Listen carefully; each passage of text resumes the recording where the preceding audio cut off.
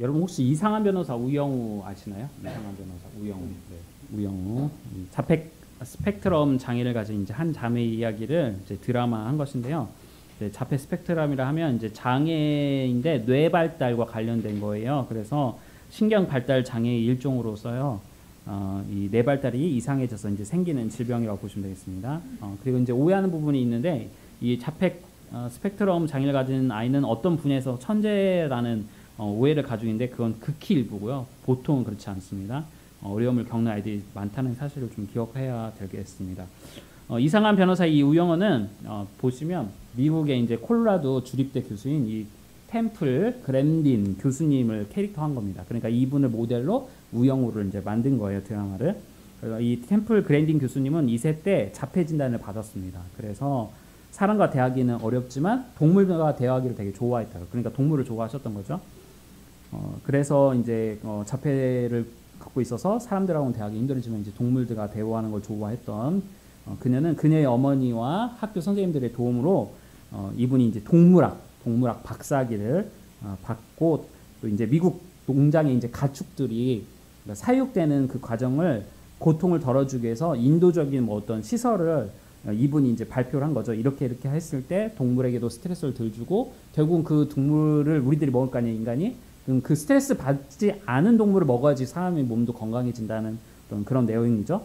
그래서 어쨌든 그런 인도주의적인 시설을 설계를 발표했고 그래서 북미, 그러니까 미국의 북쪽 미국의 뿐만 아니라 이제 캐나다까지 있죠. 북미라고 하면 농장의 60%가 이 교수님이 이야기한 설계 방식으로 농장의 가축들을 이렇게 축사하는 그렇게 된 성과를 내었습니다.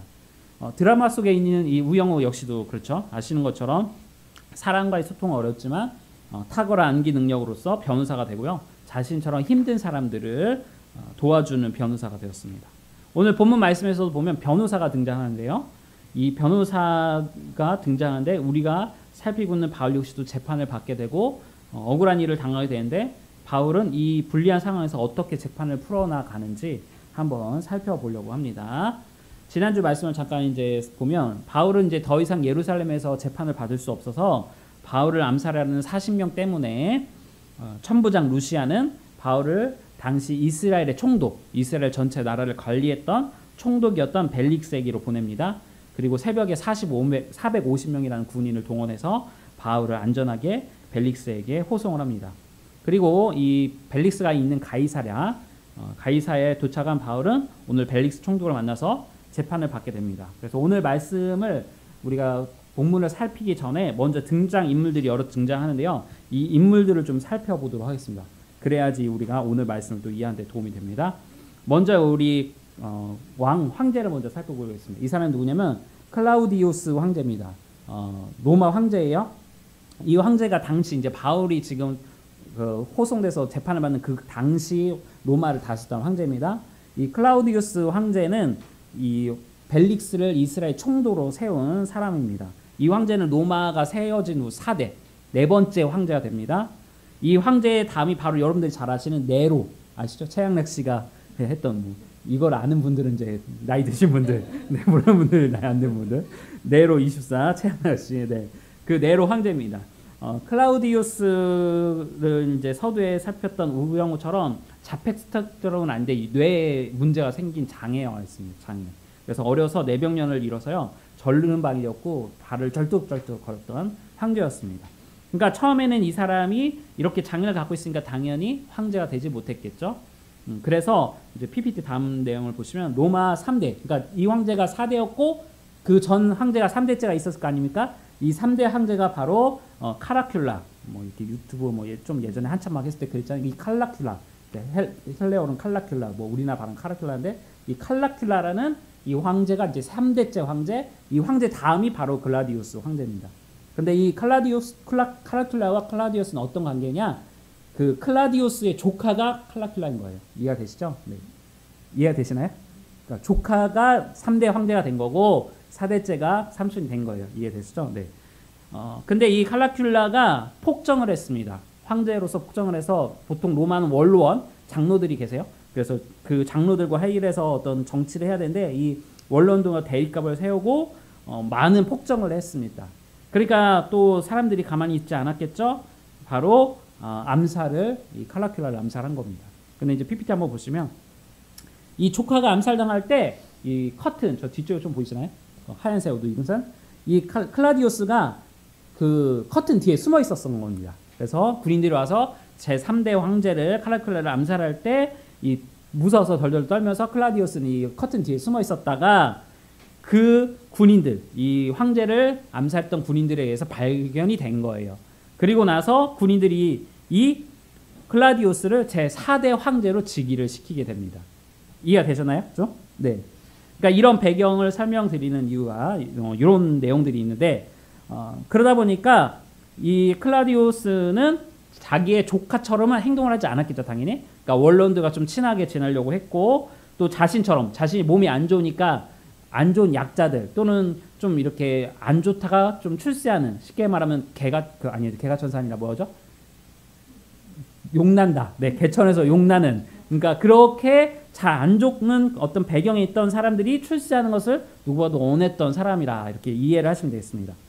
그래서 이 벨릭스라는 사람이 이스라엘 총독으로 세워지게 되는데 이 클라디우스 황제는 어떤 폭정보다는 인프라를 구축하고 건축에 좀 많은 관심을 갖고 있어요. 그래서 로마를 많이 건축하고 인프라를 구축해서 로마가 되게 크게 성황한 큰 국제적인 나라가 되도록 하는데 어떤 그런 역할들이고 어떤 소외계층들을 이렇게 발굴하는 그런 역할을 했다는 것입니다. 그래서 이 벨릭스 역시도 사실은 원래는 고위층 사람이 아니라 종이었습니다. 하인. 이해되시나요? 그러니까 종이 이 총독까지 되기는 말이 안 되는 거예요. 당시에는 아시다시피 이 로마는 그리스 사람들이고 그리스 사람들은 어떤 게 있습니까? 스파르타와 정말 혈통을 되게 중시하고 이런 계급 사이가 철저한 사람들이란 말이에요. 그러니까 천한 계층에서 고위직까지 가는 건 말이 안 되는 거죠. 그런데도 불구하고 벨릭스가 총독이 되었다. 분명한 어떤 특별한 사연이 있다라는 것을 우리가 알 수 있다는 것이죠. 이 벨릭스는 이 클라디우스 황제의 어머니의 사실은 종이었습니다. 그리고 이 벨릭스에게도 형이 한 명 있었는데 그 사람 이름이 뭐냐? 팔라스라는 형이 있었습니다. 팔라스. 근데 이 팔라스가 황제의 어머니에게 신임을 받게 되는 계기가 생겨요. 말씀드린 것처럼 이렇게 이 나라가 막 어수선한 상태에 있다 보니까 당시에 근위대장이 있었습니다. PPT 보시면 요 영화도 있었는데 세야누스 발음도 어렵죠. 세야누스라는 이 근위대장 그러니까 당시에 어떤 군사력을 총괄하는 어떤 국방부 장관 역할 정도 할 정도로 황실의 근위를 다 책임지는 이 세야누스가 반역을 일으킵니다. 반역을. 근데 이 사실을 누가 아냐? 클라디우스의 어머니가 알게 된 거예요.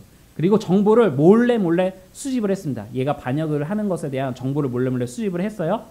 그리고 이 세야누스가 언제 반역을 일으킨다는 사실을 알게 됐는데 그럼 이거를 황제나 또는 언론들한테 장로들한테 알려줘야 될 거 아닙니까? 근데 그 정보와 그런 것을 갖고 그 황제에게 고발한 사람이 누구냐? 바로 벨릭스의 형인 팔라스입니다. 그러니까 어머니가 팔라스 자기 종한테 이 정보를 갖고 황제한테 가라. 지금 세야누스가 지금 반역을 일으키려고 한다. 그러니까 이걸 막아야 된다. 그러니까 네가 목숨을 걸고 가서 황제에게 이 정보를 증거를 갖다 줘라 라고 한 것이죠. 그래서 팔라스가 잡혀서 위기가 있었지만 결국은 어떻게 되죠? 다음 이제 PT 보시면 그래서 군인들에게 정보를 가져다 주게 된 겁니다. 자, 그래서 팔라스는 뭐가 됐죠? 당연히 영웅이 될 수밖에 없던 것이죠. 그래서 팔라스는 이와 같이 목숨을 걸고 미션을 성공함으로 황제 가문의 신임을 받는 종이 되었고 그 이후에 노예 신분이 아니라 어떻게 해요? 자유를 얻게 되었습니다. 근데 이 사람이 또 재정 관리나 머리가 똑똑했던 것 같아요. 팔라스가 돈 관리를 엄청 철저하게 잘했던 사람이에요. 그래서 황실에서는 이 사람에게 쉽게 말하면 우리로 하면 국무장관일까요? 그 재정부 장관까지 맞춰서 모든 로마의 황실에 돈을 다 맡깁니다. 그런데 수년간 했는데도 한 번도 어떤 부정부패가 없었고 정말 철두철미하게 관리를 했던 것 같아요. 그러니까 사람들한테 많은 인정을 받았겠죠. 이렇게 형이 승승장구하니까 당연히 동생도 어떻게 됐을까요? 형의 그런 업적을 등에 업고 바로 벨릭스가 노예 신분의 자유를 얻고 이스라엘의 총독에까지 자리에 임명하게 된 것입니다. 이해가 되시죠 이제? 네.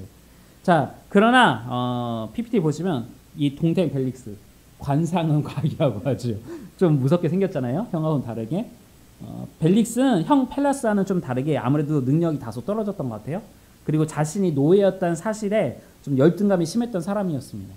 그러다 보니까 특별히 오늘 등장하는 이 대제사장, 우리가 살피고 있던 대제사장 아나니아가 있는데, 아나니아에게는 아들이 있었는데 그 아들의 이름이 요나단이에요. 근데 그 요나단과 정치적인 갈등이 심했던 것으로 기록에 나타나 있습니다. 요나단은 자신이 벨릭스를 추천해서 이스라엘 사람들에게 호응을 받아서 네가 총독이 됐다, 그렇게 생각을 했던 것 같아요. 야, 너는 종이었는데 네가 어떻게 감히 총독이 될 수 있어? 우리나라에 이스라엘 총독이 될 수 없어. 내 대제사장인 내가 힘을 갖고 너를 청구했으니까 이스라엘 백성들이 너를 인정해 주는 거지 라면서 이제 정치적인 압박을 한 것이죠. 그래서 요나단은 벨릭스를 어떻게 해요? 자신의 이제 꼭두각시 만들려고 했던 것이고, 벨릭스의 입장에서는 우스운 거죠. 이 대제사장 이스라엘의 요나단, 우리 형이 지금 로마 황제의 재정부 장관이고 황제의 적이고, 내가 그 황제의 어머니를 모셨던 사람인데 자기가 니까지 게 겨우 그 이스라엘 백성들 그 추천했다고 내가 총독이 된 거로 생각하는 착각을 하니까 벨릭스도 막 웃었던 것이죠. 그럼에도 불구하고 아시다시피 이스라엘에서는 대제사장이 정치적 입장이 크잖아요. 아무리 로마 황제의 등을 얻고 총독이 되었다 해도 무시할 수가 없었던 것입니다. 그래서 어쨌든 요나단과 이렇게 티격태격 하다가 결국은 벨릭스가 어떠하냐, 당시에 사칼이라는 정치 집단이 있었는데 이들이 암살을 하거든요. 그 암살을 이들에게 청부살이를 요청합니다. 그래서 벨릭스가 대제사장 아나니의 아들 요나단을 결국은 청부살인하게 됩니다. 그리고 청렴했던 그 형과는 달리 이제 26절 한번 말씀을 읽어볼까요? 그 사람이 인품이었던지 읽어보겠습니다. 시작. 동시에 또 바울에게서 돈을 받을까 당하는고 더 자주 불러 같이 이야기하더라. 네, 그러니까 이 벨릭스라는 사람은 따라서 인물이 매우 정치적이고 돈을 어떻게 밝히는 사람이었습니다. 그러니까 부패한 정치가였다라는 것이죠. 당시 반로마 세력에 대한 이제 십자가 처형을 하는데 막 남발을 하는 거예요. 마음에 안 들면 그냥 그 사람 다 십자가 처형해 버리는 거예요. 이 벨릭스가. 그렇게 무차별적으로 진압을 이상했던 사람이었으니까 이러한 모습에 결국 네로 황제가, 이제 그 다음 황제가 네로 황제였다 했잖아요. 네로 황제가 즉위하자마자 하도 이스라엘 문제가 생기니까 벨릭스를 소환해서 결국은 재판을 받게 합니다. 다만 이제 형의 간척으로 펠레스가 엄청 또 로마에 애를 썼으니까 이제 겨우겨우 견청을 해서 이 벨릭스의 목숨은 건지고 역사의 뒤안길로 사라지게 됩니다. 이제 마지막으로 이제 한 명이 또 더 등장하는데 바로 대제사장의 변호사 더둘로를 한번 보겠습니다. PPT 한번 보시면 더둘로 오른쪽에 있는 사람인데요. 이 더둘로는 로마식 이름인 터티스의 애칭입니다. 우리로 말하면 이제 연인들이 이름 안 부르고 뭐 애칭을 부르잖아요. 뭐 강아지야, 또 해담이한테도 강아지라고 우리가 부르듯이 애칭입니다. 그러니까 이 더둘로란 이름은 실제 이름이 아니고요, 별명이다 또는 애칭이다 이렇게 보시면 되겠어요. 그리고 일부 자료에서는 이 더둘로의 뜻을 무엇이라고 해석하고 있냐면 거짓말쟁이 또는 사기꾼이라는 의미를 부여해서 해석하기도 합니다. 당시 변호사에 대한 사회적 인식이요, 반반의 모습을 가지고 있었어요. 초창기 변호사들은요, 그러니까 변호사가 초창기에는 순회 변호사라고 해서 이 마을 저 마을 돌아다니면서 뭐 억울한 사람들 없는지 그 사람들을 이제 찾아다니면서 자신들의 권익을, 그 사람들의 권익을 보호해주는 역할을 했습니다. 그러나 이제 시간이 지나면서 엘리트 또는 유대 종교 지도자층까지 의뢰인이 확대되면서 속주 변호사들이 등장했습니다. 속주 변호사가 뭐냐?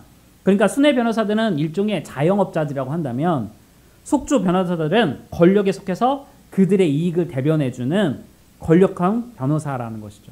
그렇게 바뀐 겁니다, 변호사들이. 오늘 나오는 더둘로 역시 당시 대제사장이라는 권력자를 변호해주는 것으로 보아 속주 변호사일 가능성이 무척 커 보입니다. 그러니 사건의 진실 여부와는 상관없이 사건을 조작해서 대제사장을 좋게 유리하게 변호할 가능성이 크다고 볼 수 있는 것이죠.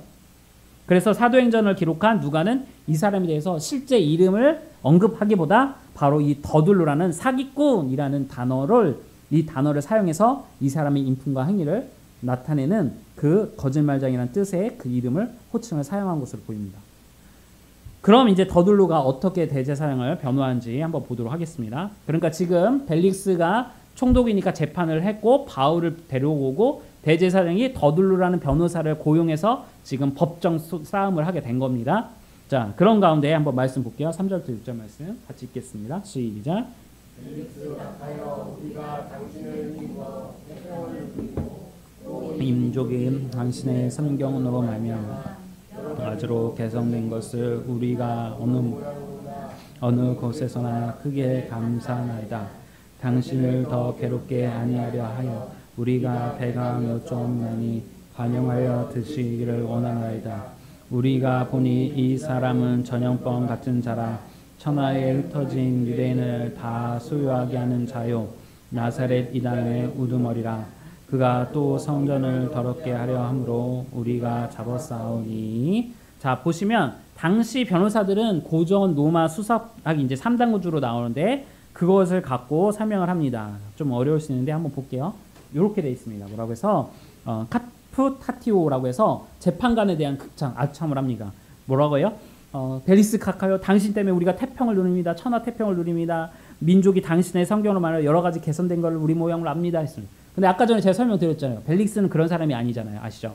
이 사람 때문에 유대인들이 많이 죽고 돈을 엄청 밝히고 부정부패, 정말 정치적인 사람인데도 불구하고 더둘러라는 사람이 몰랐겠어요? 심지어는 아까 말씀드렸죠? 대제사장 아나니아 아들 요나단이 벨릭스 때문에 죽었단 말이에요. 아나니아가 그걸 모르겠습니까? 알죠. 그런데도 불구하고 어떻게 해요? 극찬을 하는 겁니다. 그리고 사실관계를 서술하고 그 다음에 증거 제시를 하는데 더둘러가 이렇게 극찬을 합니다. 그런 다음에 이제 설명을 합니다. 다음 거 넘어갈게요. 자, 그러면서 본질적인 이야기를 해요. 처음에는 천하에 흩어진 유대인을 다 소유케 하는 자입니다 라면서 바울을 이야기해요. 바울을 정치적 성동체인으로 이야기합니다. 그리고 종교적 부파주의로 나세렛 이단의 우두머리입니다 라고 설명하고요. 성전을 더럽게 했다 라면서 이 세 가지를 죄명으로 지금 벨릭스에게 이야기하는 겁니다. 그러니까 더둘러는 바울을 전염병 환자라고 정의했습니다. 더불어 지역에 국한된 것이 아니라 어떻게요? 천하를 호롱하는 이 천하를 힘들게 하는 사람입니다 라고 하면서 로마에까지 안 좋은 영향을 끼칠 수 있습니다 라고 확대하고 있습니다. 그의 변호는 로마 정치 상황을 고려한 계산을 라고 볼 수 있습니다. 그러니까 더불어 벨릭스의 정치적 최하점을 겨냥한 거죠. 그래서 한번 보시면 이렇게 했던 겁니다. 그러니까 표면적인 내용이고 이게 내면적인 이유예요. 그러니까 무슨 말이에요? 로마 총독의 최우선 과제는 지역의 안정인데 지금 바울로 인해서 지역이 안정스럽지 않다. 그리고 종교 분쟁이 너무 심한데 로마 당국의 개입을 기피한단 말이에요. 그 말을.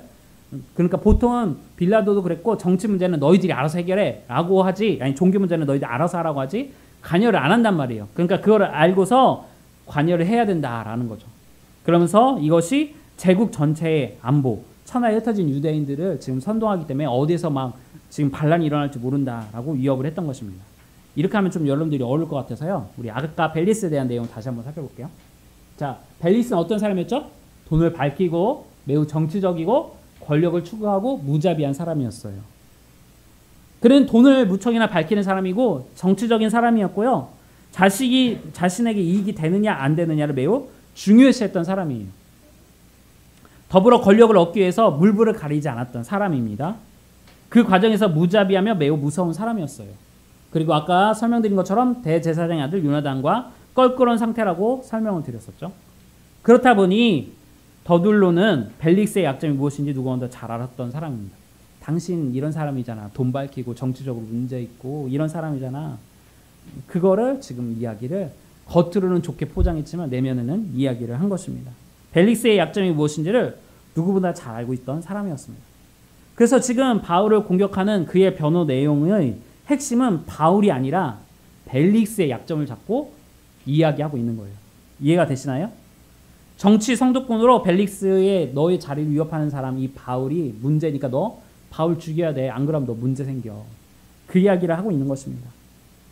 자, 그런데 여기서 우리들이 한 가지 살펴야 할 것이 있습니다. 우리 사도행전 21장 28절 말씀 한번 볼게요.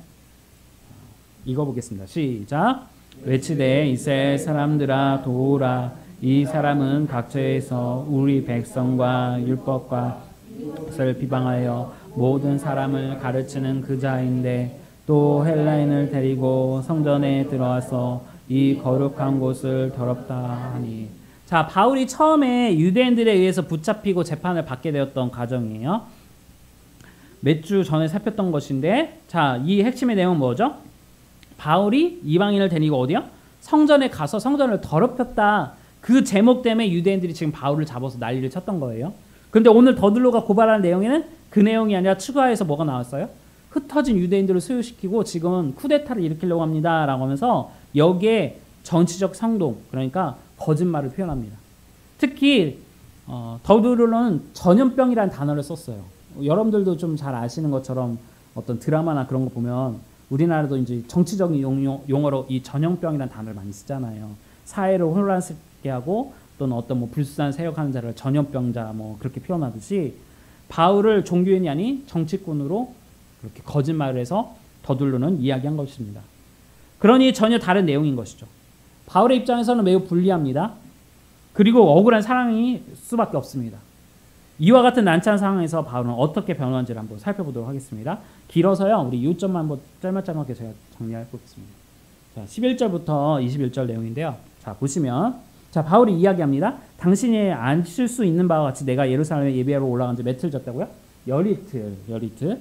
그 다음에 열이틀가 있는데 제가 이 내용들에 보여서 더둘러가 지금 제가 유대인들 막 선동했다고 하는데 그것을 본 사람이 있다는 거예요? 없다는 거예요? 없다는 거죠. 없다는 거. 자, 보통 우리가 선동을 하려면 최소 오랜 시간이 필요할 거 아닙니까? 벨릭스 각하, 제가 지금 예루살렘으로 귀국한 지 12, 그러니까 2주 정도밖에 안 됐는데 제가 어떻게 유대인들을 소유케 하겠습니까? 물리적으로 시간이 맞지 않습니다. 그 이야기를 합니다.